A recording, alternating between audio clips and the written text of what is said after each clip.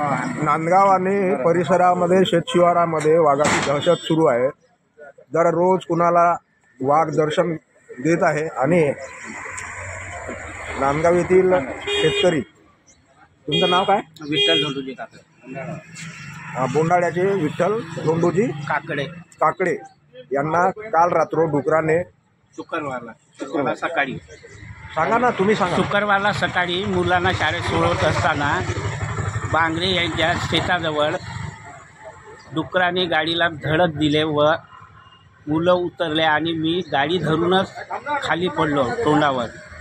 ही मारहाण जो आहे ना ते डुकराची, पुन्हा कुठं कुठं मार आहे? टोंगळ्याला आहे, हाताला आहे, इथं आहे, कानाला आहे।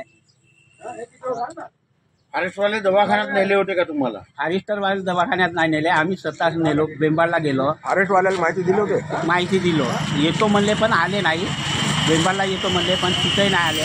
त्याच्यानंतर मूलला 108च्या गाडीने मूलला नेले, मूलवरून चंद्रपूरला 108च्या गाडी नेले, तिथं भरती गेले।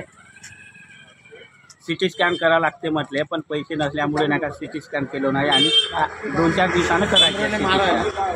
इथं छातीला मार आहे, सांगा, इथं छातीला खूपच त्रास होते, मार आहे।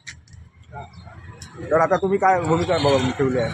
तुम्ही काय करणार आहे आता? मग आता काही नाही, ते फॉरेस्टरवाले परवा नाही का तिथं येऊन पाठ चौकशी केले, विजू भाऊच्या माध्यमातून टाका येतो। हां पाठ चौकशी केले, तिथं फोटो काढले, गाडीचे काढले, मजे काढले आणि तिथं पंचनामा लिहिले आणि सांगितले का सोमवारी तुम्ही या म्हणून, पण सोमवारी काही गेलो नाही। आज विजूभाऊसोबत मी कोंबुर्ण्याला चाललो फॉरेस्टमध्ये।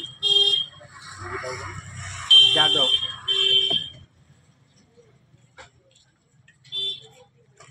माझी स्टेटमेंट।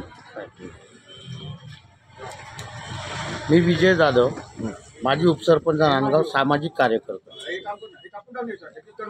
विठ्ठल काकडे माझ्या गावाजवळचा बोंडाळा बुजुर्गचा शुक्रवारी सकाळी आपल्या मुलींना शाळेत सोडून द्यासाठी येत असताना डुकरांनी झडप घातली त्याच्यावर आणि त्याला जखमी केले। जखमी झाल्यानंतर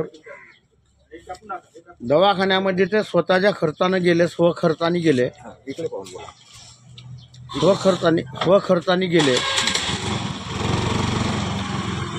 वन विभागाकडून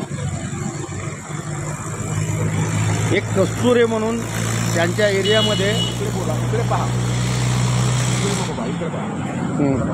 कस्तुरे म्हणून येतात फॉरेस्टर, त्यांनी लक्ष दिलं नाही। शेवटी दुधबोडे साहेबांनी लक्ष घालून त्यांना दवाखान्यात पाठवले, परंतु स्वतः गेले नाही आणि त्यातल्या त्यात त्याला चंद्रपूरला नेण्यात आला, जिल्हा सामान्य रुग्णालयामध्ये।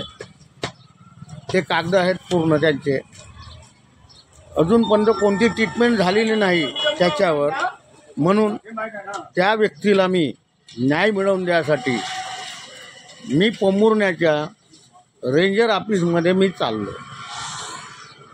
एवढीच माझी स्टेटमेंट आहे।